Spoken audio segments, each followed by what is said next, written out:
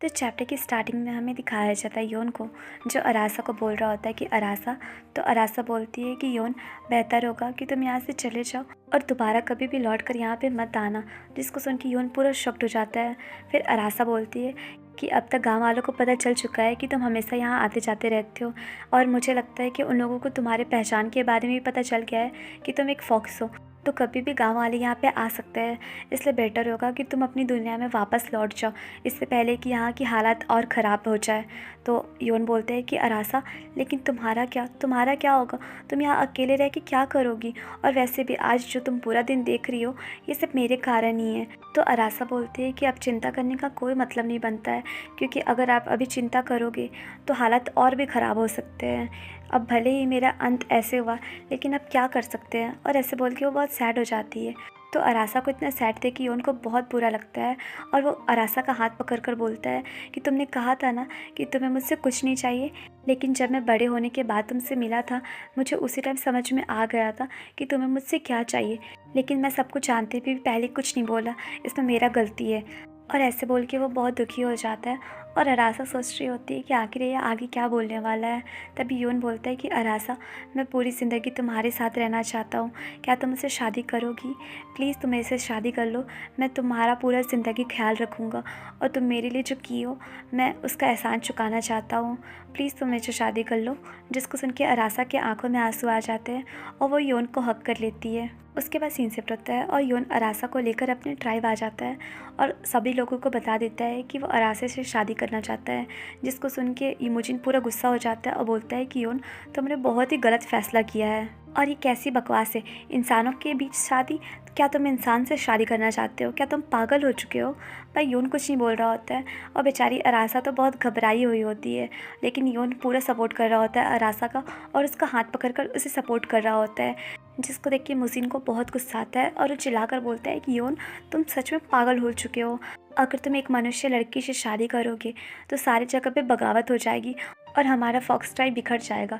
लेकिन योन अभी भी कुछ नहीं बोल रहा होता है, और अपना मत पे ही अडिग रहता है। उसके बाद बहुत सारे लोग योन को समझाने का कोशिश किए कि वो उस लड़की को छोड़ दे, किसी और से शादी कर ले, और बहुत लोग उसका विरोध भी किए, लेकिन योन फिर भी अपना इच्छा को नहीं त्यागा, और बोलते रहा कि वो शादी करेगा तो उसी लड़की से, नहीं तो नहीं करेगा।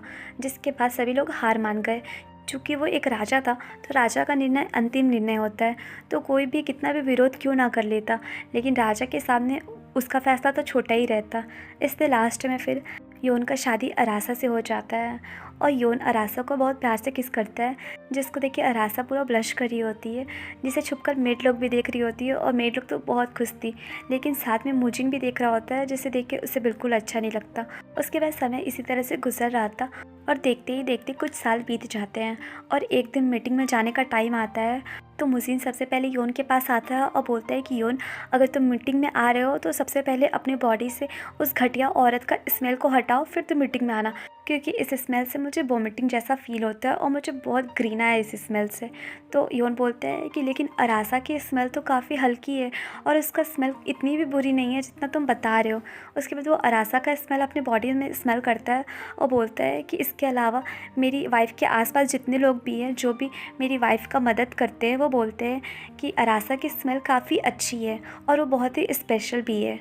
तो मुजिन बोलता है कि अब तुम्हारी वाइफ की स्मेल खाने जैसी होगी तो खास तो होगी ना। ठीक उसी तरह जब हमारे सामने हमारा फेवरेट खाना हो, जिसको देख के हमारे मुंह में पानी आ जाता है। जिसका बात सुन के योन को बहुत गुस्सा आता है, और बोलते हैं कि मुजिन, तुम ये क्या बोल रहे हो? और इधर मुजिन के कंधे पर सीओ लटका होता है, जो कि मुजिन को कंटिन्यू परेशान कर रहा होता है। और मुजिन बोलता है कि तुम उसे छोड़ क्यों नहीं देते उस लड़की को? अब बहुत दिन हो गया, अब उस लड़की को छोड़ दो। जिसको सुन के योन को बहुत गुस्सा आ रहा होता है, और जैसे ही वो कुछ बोलने वाला होता है, तभी शियो मुजिन के गाल में एक चटाक लगा देता है, और बोलता है कि मुजिन अंकल, आप बहुत बुरे हैं, कुछ भी बोल रहे हैं। तो मुजिन जल्दी से शियो को अपने कंधे से उतारता है, और बोलता है कि बच्चे, तुम्हें मुझसे डर नहीं लगता क्या? और वो गुस्से में बोलता है कि तुम इतने बहादुर हो क्या, और तुम्हें नहीं पता कि मैं कौन हूँ जो मेरे से पंगा ले रहे हो? तो शियो हंसने लगता है और बोलता है कि अंकल मुजिन अंकल। शियो को मुजिन अंकल पसंद है, और मुजिन अंकल को भी शियो बहुत पसंद है। जिसका बात सुन के मुजिन को बहुत अच्छा लगता है, और बोलता है कि ये बच्चा ना बहुत नटखट है, लेकिन बहुत प्यारा भी है। और ऐसे बोल के वो उसे प्यार से खिलाने लगता है। और शेयों के कारण देखते ही देखते वहाँ का माहौल बहुत अच्छा हो जाता है। और कुछ दिन गुजर जाता है और शेयो मुजिन की गोद में ही सो जाता है। और मुजिन योन के साथ मिलके कुछ कुछ प्लान बना रहा होता है कि वो फ्यूचर में ह्यूमंस के साथ कैसे बदला लेंगे।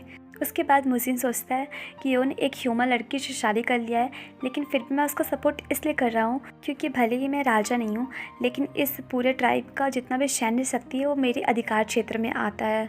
और योन और मेरा सपना अभी भी एक ही है। और ह्यूमन लड़की के साथ शादी करने के बाद भी योन का सपना अभी भी चेंज नहीं हुआ है और वो अभी भी हमारी स्वतंत्रता और शांति के लिए काम कर रहा है।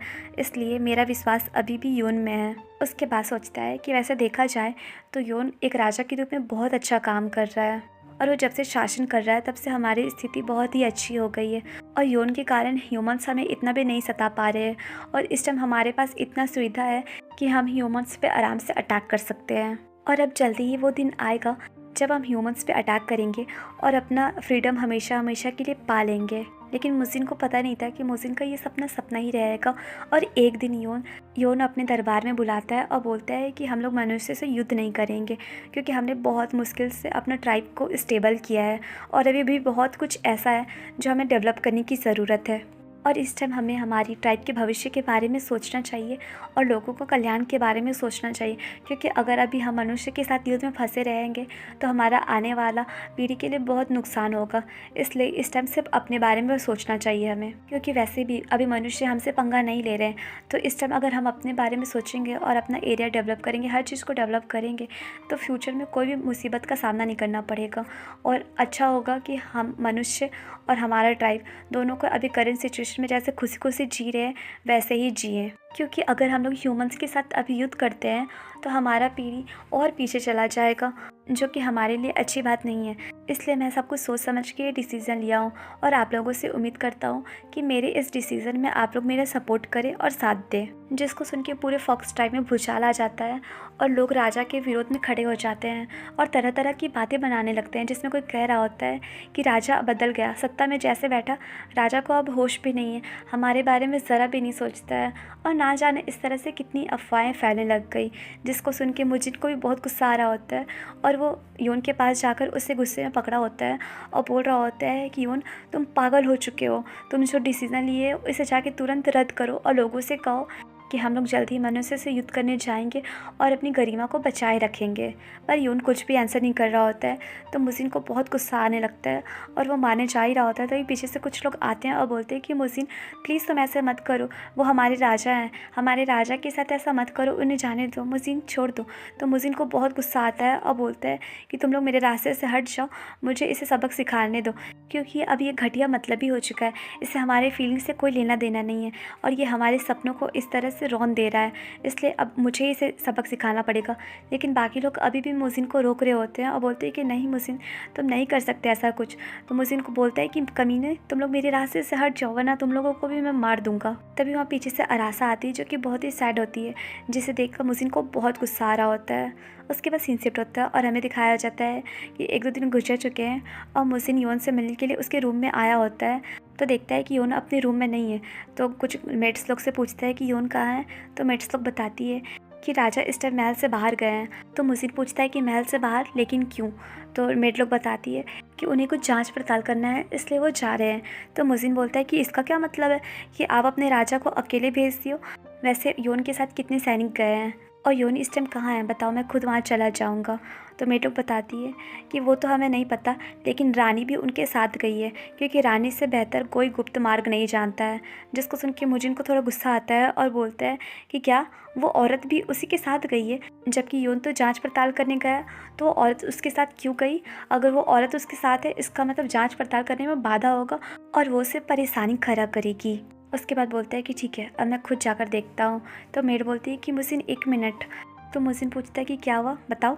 तो मेड बोलती है कि आजकल रानी महल के बहुत अंदर बाहर जा रही है और मुझे ऐसा लगता है कि वो राजा से कुछ बात कर रही है जो कि बहुत ही प्राइवेट है, और कभी कभी मुझे ऐसा लगता है कि वो कुछ तो गलत कर रही है, इसलिए मुझे उस पर शक होता है, इसलिए मैं चुपचाप से उनकी बातों को सुनती हूँ।